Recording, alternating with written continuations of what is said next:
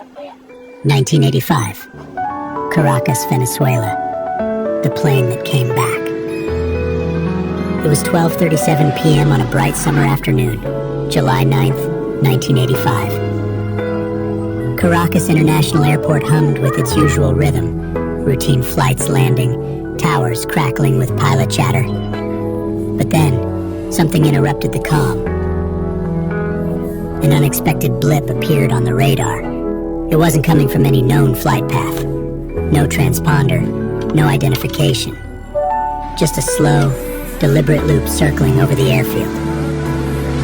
Confused, the tower reached out. That's when the voice responded. Calm, American accent. Clear as day. This is Pan Am Flight 914, en route from New York to Miami, requesting permission to land. There was silence in the control tower. Pan Am 914 wasn't scheduled. In fact, it hadn't existed in decades. Still, clearance was granted. And soon, emerging from the clouds, came an aircraft no one could mistake. A Douglas DC-4, an old four-propeller airliner phased out in the 1960s. The plane landed gently, almost perfectly, its wheels screeching onto Venezuelan soil. Airport staff rushed to the tarmac, but what they saw didn't make sense. The windows were fogged but occupied. Faces peered out, stunned, confused. Clutching handbags, reading old newspapers, dressed in mid-century clothing. The cockpit window slid open, and the pilot leaned out, sweating. "Where are we?" he asked. This isn't Miami." When told he was in Venezuela, the man went pale. "No," he whispered. "We left New York this morning, July 2nd, 1955. Before anyone could board or question further, the pilot's expression changed. Panic. He yelled something, slammed the cockpit shut, throttled the engines, and within seconds the plane turned and accelerated, lifting off into the sky once again. No one stopped it. No one could.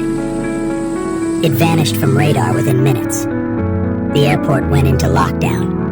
Reports were buried. But the personnel who witnessed it couldn't forget.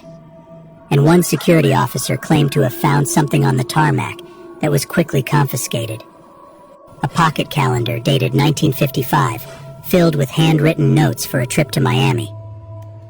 Intrigued by the incident, a Venezuelan journalist traced old records and found something impossible to ignore. Pan Am Flight 914 had indeed existed. It departed New York on July 2nd, 1955, carrying 57 passengers and 6 crew. The flight never arrived in Miami.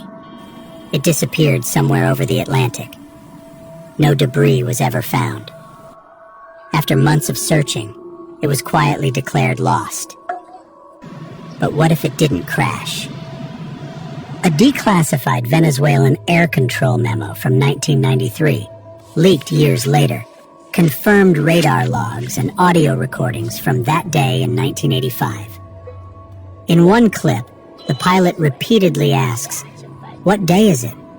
This can't be right."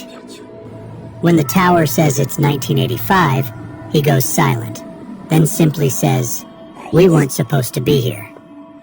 Some believe the plane slipped through a tear in time, a temporal distortion where decades pass in the world outside, but minutes or hours for those within. A momentary breach that closed as quickly as it opened. Others think it was something far darker.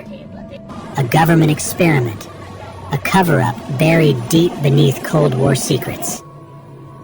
Whatever the truth, Pan Am 914 was never seen again. But somewhere up there, circling beyond the clouds, a plane built in the 1950s may still be flying, its passengers lost in time, forever asking, "Are we there yet?"